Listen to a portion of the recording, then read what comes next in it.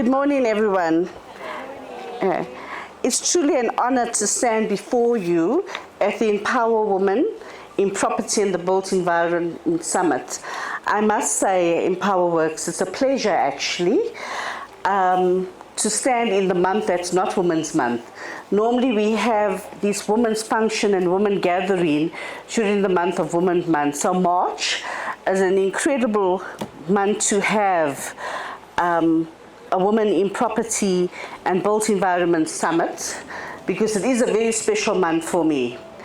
But back to this agenda, this summit is more about a women's gathering. It's a critical space where we as women leaders come together to drive meaningful change, to talk about the change that we want to see, to reimagine our role in society and what our contribution can be.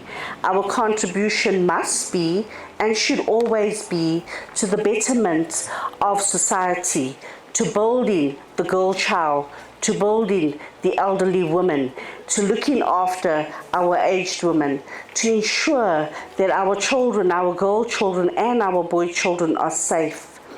And so we have to come together as women to drive that meaningful change. We are at a crossroad and in evolution of not just our cities, but global cities. We have to make our cities work globally and internationally. We have to build our cities to attract investors, to ensure our citizens benefit from the growth in our cities. On one hand, we are witnessing rapid transformation that's full of promise and innovation.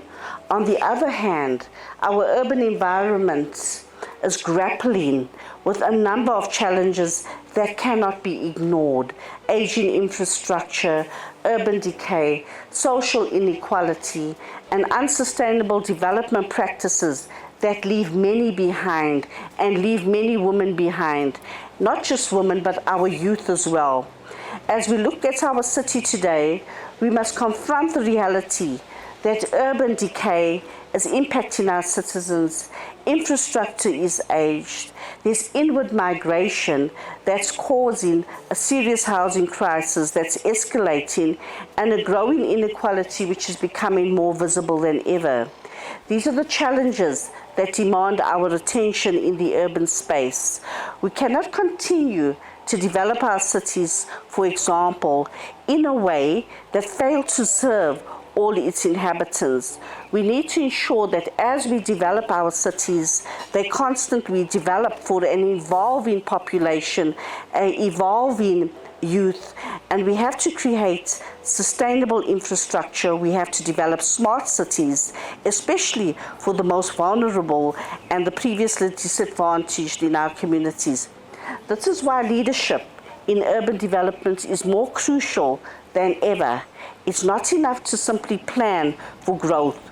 We must plan for cities that are resilient, adaptable, inclusive, and sustainable. And central to this effort is ensuring that women's voices are at the heart of transformations. Cities that are shaped with diverse perspectives are cities that will strive in the future. We must, as women, develop cities for the future. We are already stepping up as women in incredible ways to address these challenges. We are seeing more women than ever take on leadership roles, whether in government, policy making, urban planning, or infrastructure development. They're not just filling seats at the table, they are fundamentally shifting why we approach urban development, the way we approach urban development.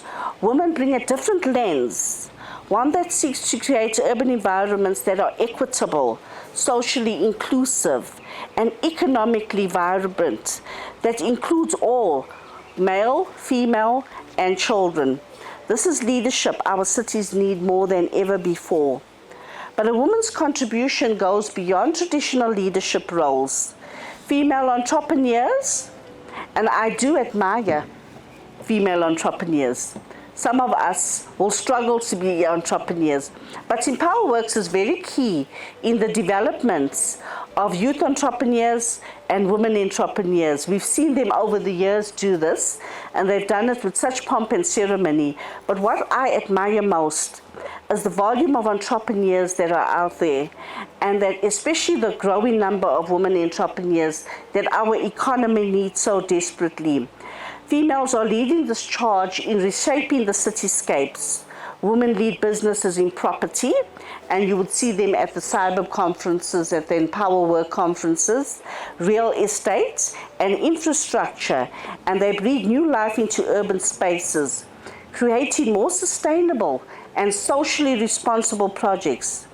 These businesses, led by women, should not just change the cityscape, they should transform lives. They should transform lives of the women themselves, and they should transform lives of all our citizens. And there are women who are building communities from the ground up. These grassroots initiative women are addressing urban decay head on, developing community-focused projects that tackle everything from housing shortages to social isolation. These women understand the true urban renewal isn't just about brick and mortar. It's about rebuilding communities. It's about rebuilding families. It's about rebuilding people and restoring the sense of belonging and the sense of community that we as a citizens so desperately need. It's about empowering people and restoring people's faith in humanity. They need more support and encouragement to continue their work. Let us be the ones to help lift them up. However, this journey is not without its obstacles. We as women have been excluded from some critical decision-making processes in urban planning and infrastructure. This historical gap in representation has left our city without urban development models that often fail to address the needs of the entire population. It's time as females that we rewrite that script. Beyond this representation, there's still significant barriers that prevent women from accessing funding, networks, and leadership opportunities in the built environment. Too often, women-led businesses struggle to navigate the vast regulatory and compliance challenges, missing out on opportunities that could help them grow. These barriers are not just roadblocks, they are missed opportunities for the kind of innovation and transformation that our cities so desperately need. If we're serious about addressing urban decay in evolving cities, and if we are to ensure equitable development, we must create policies, frameworks, and environments, and be key lobbyists for change in legislation that actively support and promote women's leadership in these sectors. But in the face of these challenges, there's so much to be hopeful about. There's immense opportunity in the property space and the built environment space, opportunities for collaboration, for partnerships, and for collective action. The power of mentorship and skills development is one of the most important tools we have to prepare the next generation of women leaders in this urban space. Women who are already leading the way must reach back and support those coming from behind. We must invest in mentorship programs. We must equip women with tools. We must create those networking opportunities and experience they need to succeed. This is not just about personal advancement. It's about building a pipeline of women who shape cities for generations to come. Johannesburg is presenting those opportunities of regrowth, of recreation, and women are invited to help us to rebuild the city that we want to see and that we want must grow. Furthermore, we need women to collaborate has never been more urgent. Women are stronger when we work together. The human race is stronger when we work together.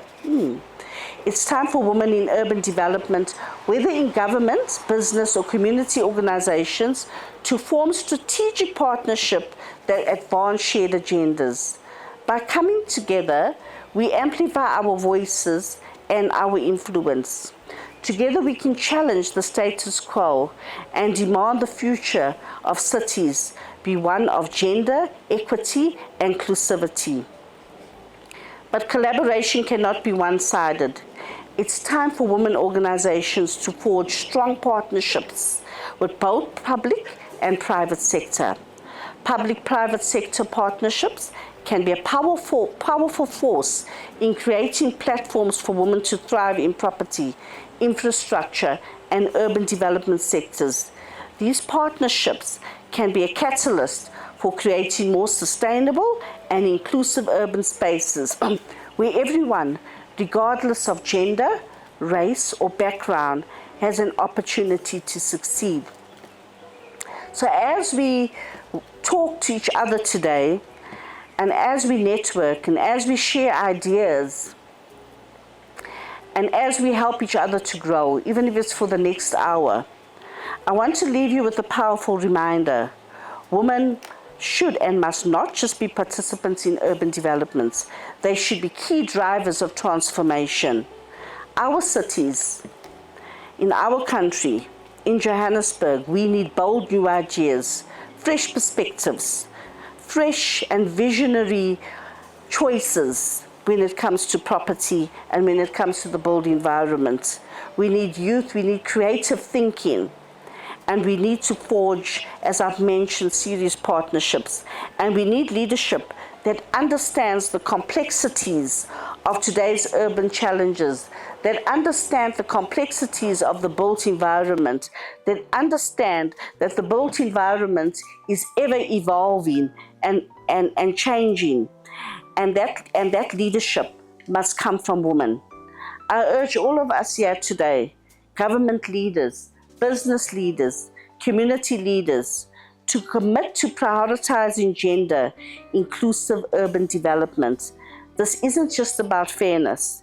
It's about ensuring that our cities are built for the future, that our cities are sustainable, our cities are adaptable, our cities are resilient, and our cities are inclusive for all.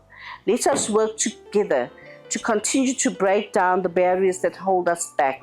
Let us work together to support each other, to take bold steps, and to shape the future of our cities. Let us build cities that do not just endure, but flourish. Cities where everyone has the opportunity to thrive. Let us build cities that we all own. And let us build cities that we will never allow to crumble under infrastructure decay. Thank you.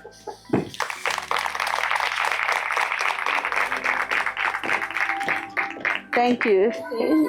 Thank you so much, Ms. Botes.